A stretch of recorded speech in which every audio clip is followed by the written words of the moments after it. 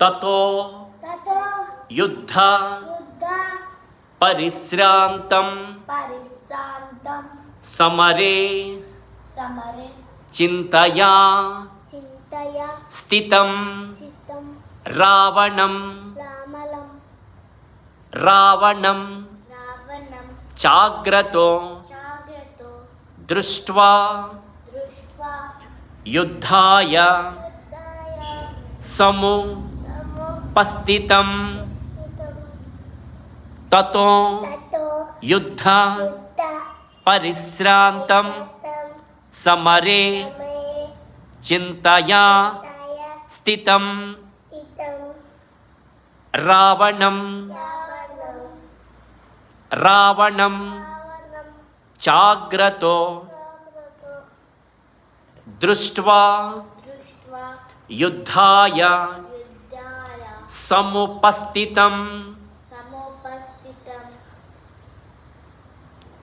ततो युद्ध परिश्रान्तं समरे चिन्तया स्थितं रावणं चाग्रतो दृष्ट्वा युद्धाय समुपस्थितं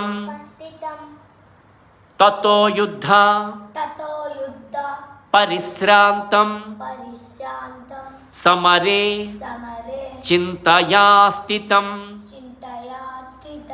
रावणं चाग्रतो दृष्ट्वा युद्धाय समुपस्थितं ततो युद्ध परिश्रान्तं समरे चिन्तया स्थितं रावणं चाग्रतो दृष्ट्वा युद्धाय समुपस्थितं ततो युद्ध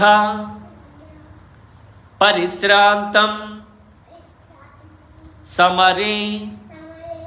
चिन्तया स्थितं रावणं चाग्रतो दृष्ट्वा